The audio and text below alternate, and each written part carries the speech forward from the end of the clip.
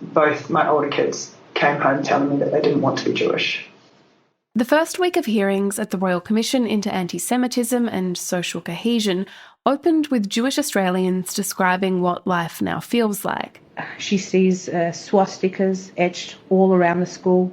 Jewish community groups say anti-Semitic incidents in Australia have surged since October 7.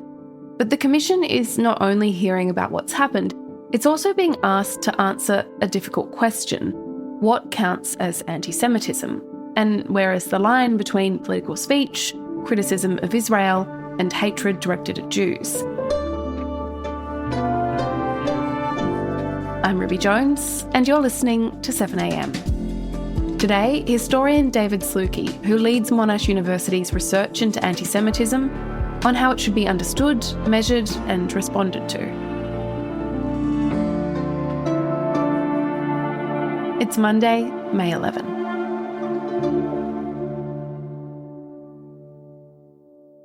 David, the Royal Commission has opened and we've heard from Jewish Australians who have described anti-Semitism that they have experienced in daily life. So we've heard stories of children who've seen swastikas and Nazi salutes at school, Jewish Australians who've been abused and threatened at Bondi, and people who've said that they're being held personally responsible for Gaza. So what picture is emerging from this first week of testimony?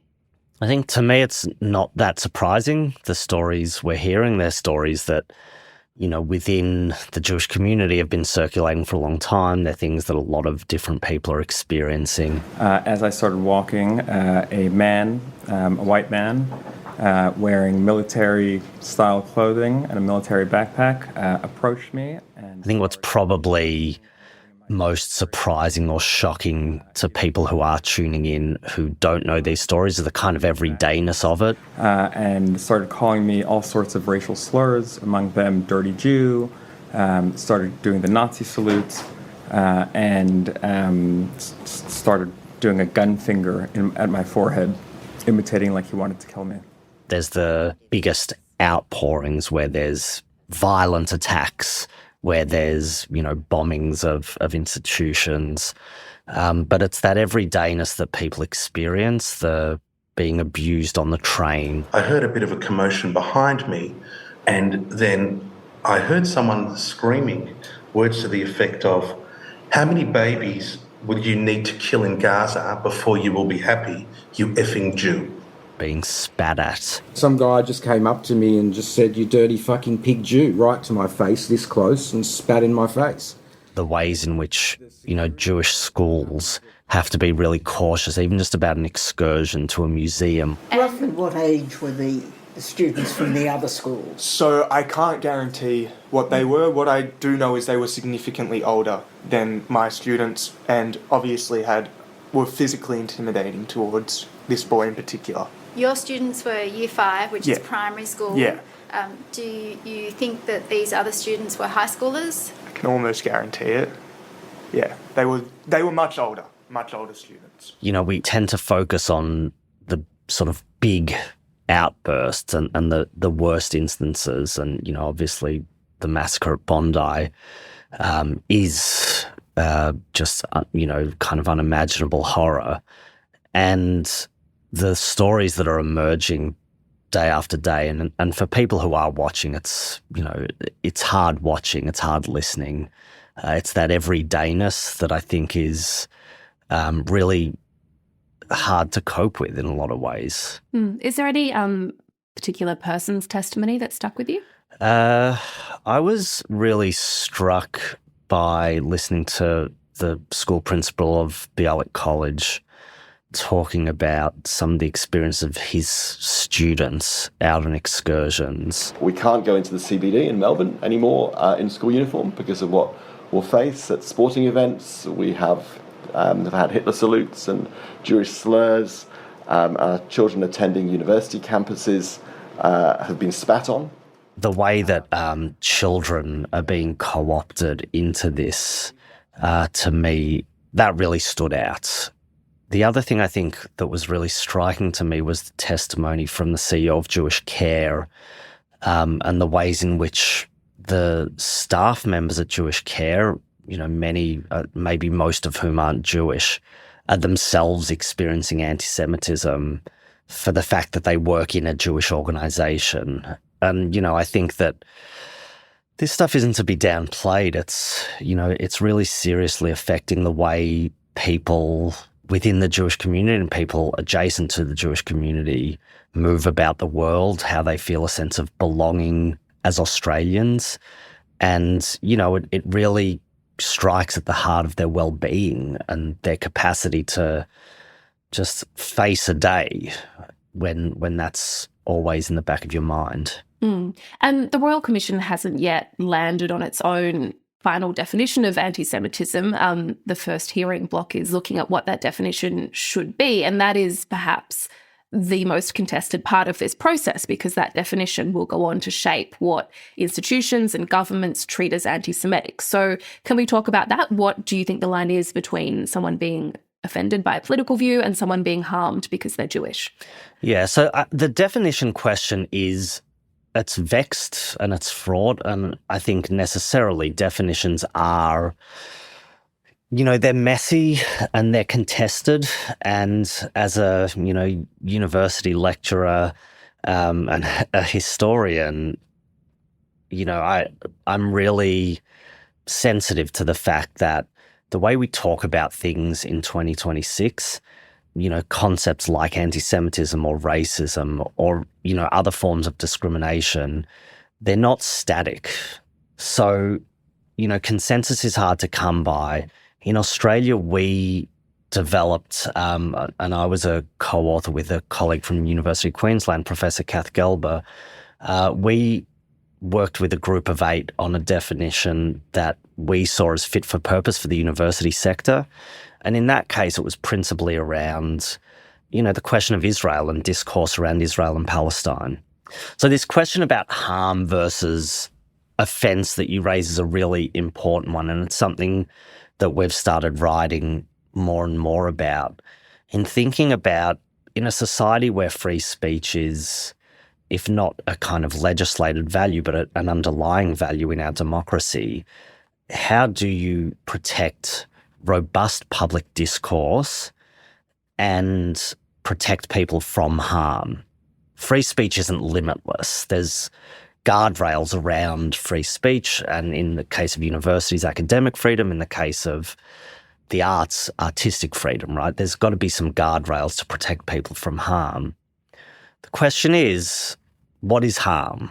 But often we're talking about, things that exist in the grey area, and that's where this gets really difficult. And you touched upon this, but one of the anxieties around all of this is that anti-Semitism could end up being defined so broadly that it captures legitimate criticism of Israel. So how do you draw that line without diminishing the fear and the hatred that Jewish Australians are experiencing?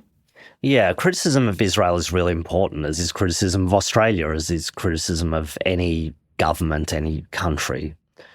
We start to get into these blurry lines, particularly when you're talking about criticism of Israel, is when historically harmful images, ideas, language, tropes start to get wheeled out as part of that and then reproduced.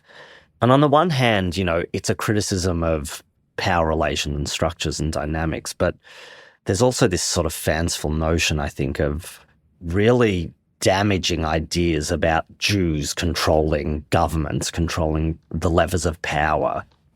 There are ideas around, why is Israel a subject to criticism that other countries aren't, and why is there this focus and targeting of Israel? And, sometimes I think that's a really good question, the targeting by the Iranian government of its own citizens as one example where there was sort of relative silence, I would say. Sometimes you do wonder why, because there's many tragedies around the world. But I also think, if you're saying anti-Semitism involves double standard of criticising Israel and not other countries in equal measure, that's a kind of difficult thing to measure. How say on a university campus, how are you going to enforce that? The fact that students aren't protesting China or Iran to the same extent as Israel. it's the kind of thing that, it's really difficult to do, and it doesn't invalidate necessarily people's criticism of Israel. And so we need to be really clear about what is criticism and what is harassment, abuse of people as well. Coming up, why the Royal Commission could spark a backlash against those it's supposed to protect.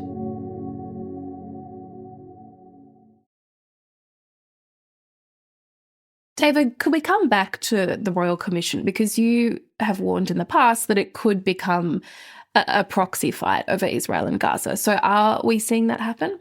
Not yet. I don't think. I haven't heard much that suggests it yet, but I do expect once we move past the kinds of focus that we're hearing now, which is really around, this question of lived experience and the way people experience it on a day-to-day basis, I think we will still end up getting there.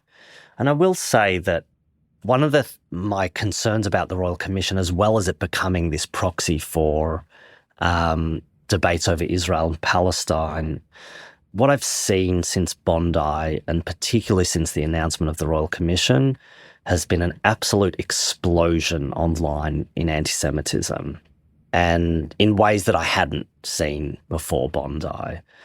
And so, as valuable as I hope the Royal Commission will be, and I think even just listening to all the stories we're hearing, it is, the ways in which that sparks a backlash against the Jewish community has been pretty shocking to me. As someone who is writing about and working on anti-Semitism every day and is usually pretty desensitized to a lot of things I see, but that's been really striking, the rise in anti-Semitism since Bondi. And so as the Royal Commission continues on, how important do you think it is that it hears from diverse Jewish voices, specifically, I think, politically diverse? Yeah, I mean, it will, and I know that the Commissioner talked about giving leave to the Jewish Council of Australia to appear.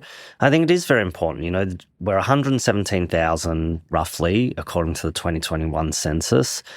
We're mainly concentrated in Melbourne and Sydney, with a small but substantial community in Perth, and then smaller communities dotted around the country. And, looking from the outside, Jews probably look reasonably homogenous. But that's not the truth of the Jewish community. There's many ways in which we're diverse, religiously, culturally, linguistically, and politically too. So even when we're talking about terms like Zionist, anti-Zionist, non-Zionist, even within those frameworks, there is a huge diversity of thought. So I expect that the Royal Commission will hear and ought to hear from a range of Jewish voices, including Israel critical voices, including anti-Zionist Jewish voices. I think we do need to hear the spectrum of the Jewish community. And that's something that helps people understand the complexity, the humanity, the nature of our communities, to see, warts and all, that we are simply humans, and we do move about the world as like everyone else. So what would a successful Royal Commission look like in your view? What would this process leave behind? I think there's a couple of different aspects. One of the things that I think has been already really important and will continue to be is the storytelling aspect and the helping people understand what the Jewish community is and who the people that comprise that community are. The other question is about what will the recommendations be? And I think already seeing some of the recommendations that from the interim report is really helpful to see that, are there gaps in the way our security and intelligence apparatus works? But it can't only be about what prevents a Bondi. It has to also be about what prevents a 10-year-old being spat at in a public place because they're wearing a kippah. It can't only be what can the government do from a policy perspective to shape this.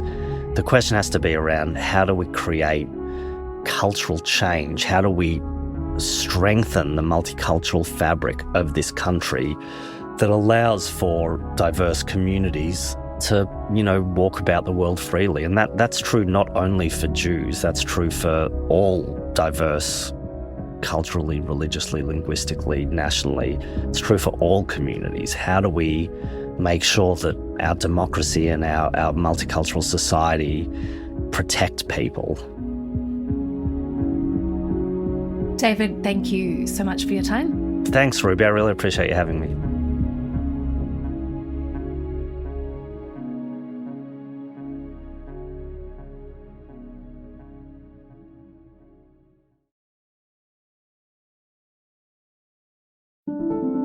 Also in the news, Pauline Hanson says she's coming for seats around Australia, declaring One Nation wants to take the country back.